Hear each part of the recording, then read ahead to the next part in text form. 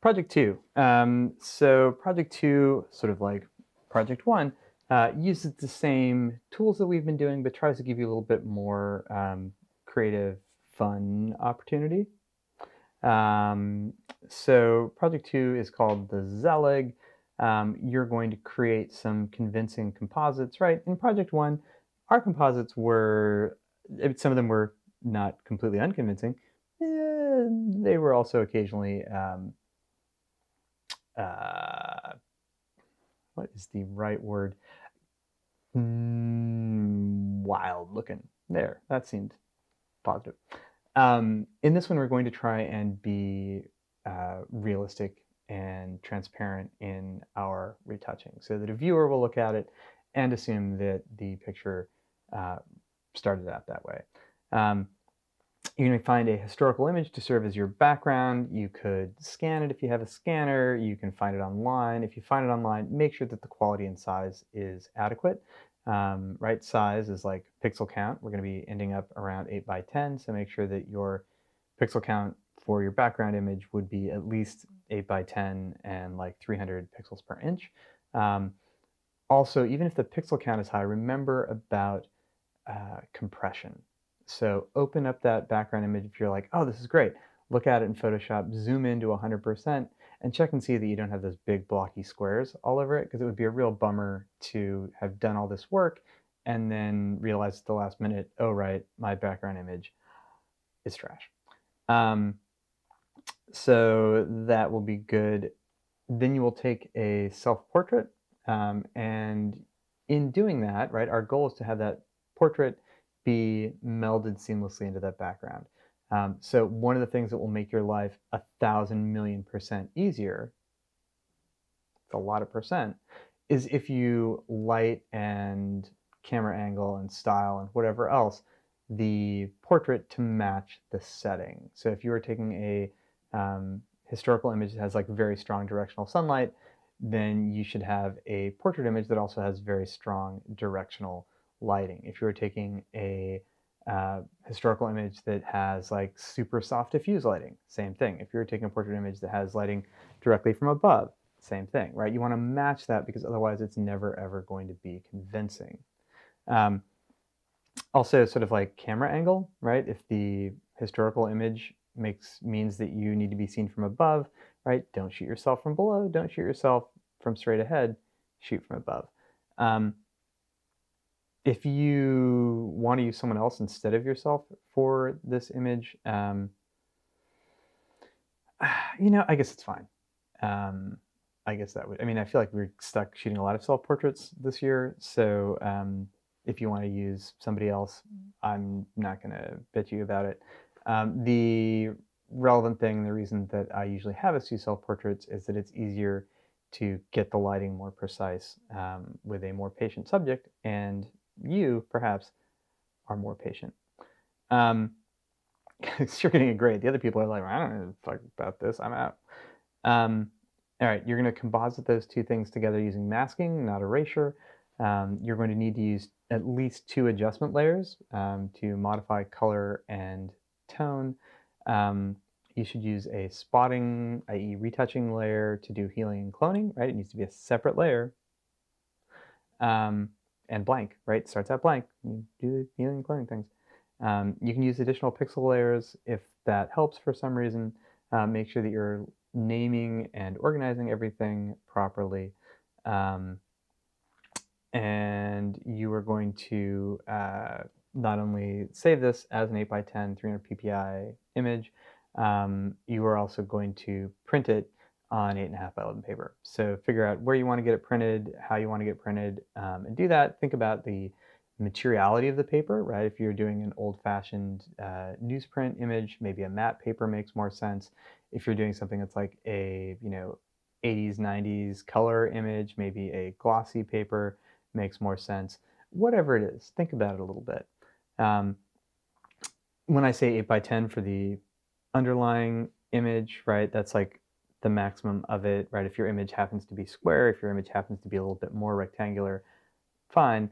I just want it to fit within that 8 by 10 window, and we'll print it on 8.5 by 11 inch paper.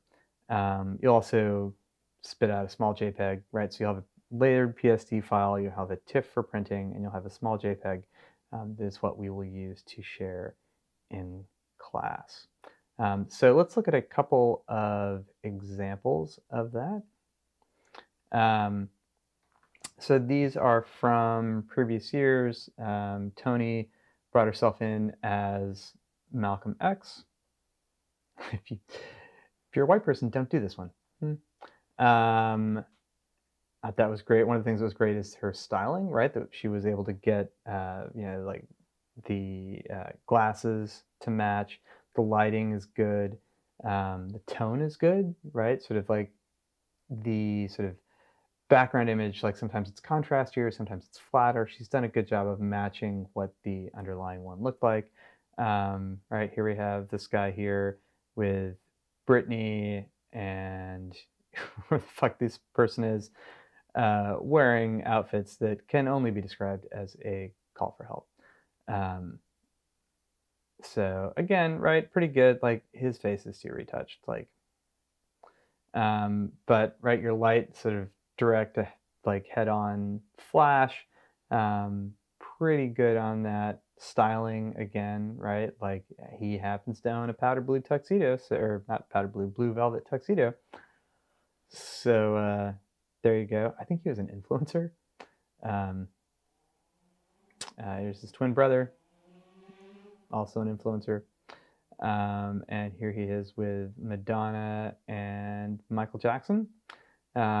Here, right, this image could have used a little bit of grain over the top, and this is something that will come in handy for a lot of these with the historical images. You can feel some of that grain in Madonna. He's a little bit too smooth. Putting a grain layer over the whole thing will tie those things together a little bit. So as you go through it, do consider that.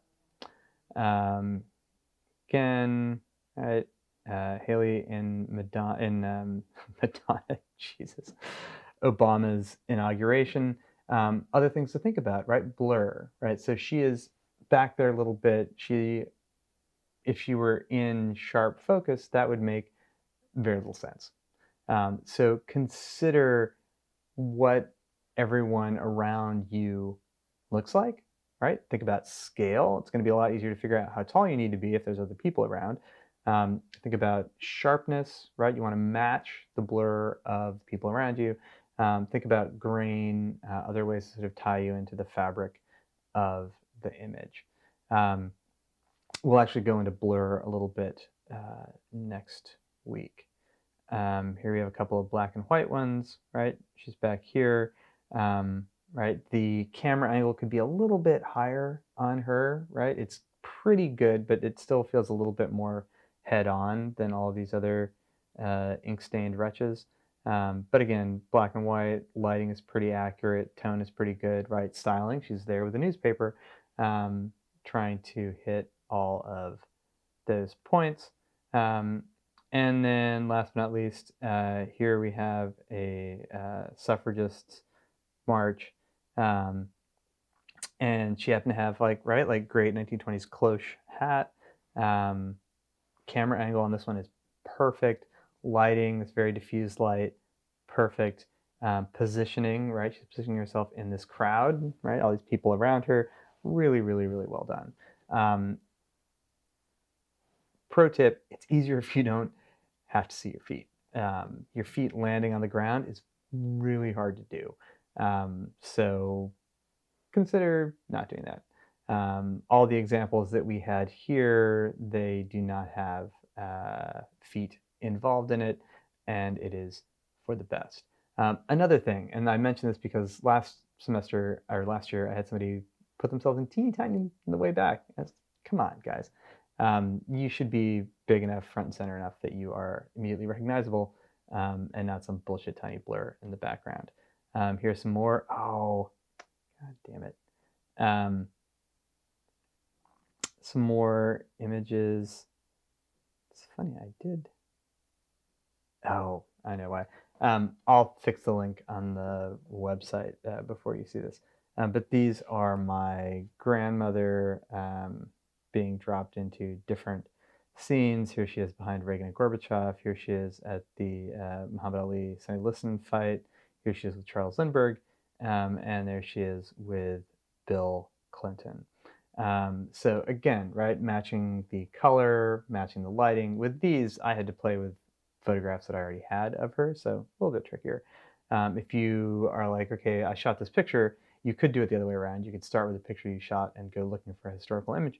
But I think you're going to have a better time, and it's going to be more fun if you find a good historical image that speaks to you and then drop yourself into it. Okay, so there you go. That is all about Project 2. It's not due for a couple of weeks. We do also have a midterm coming up, so another thing to have anxiety about, but it's not next week, so don't have anxiety too much yet. But yeah, get started on that. Start picking out some background images. Do assignment 6 without compositing, and I think you are good.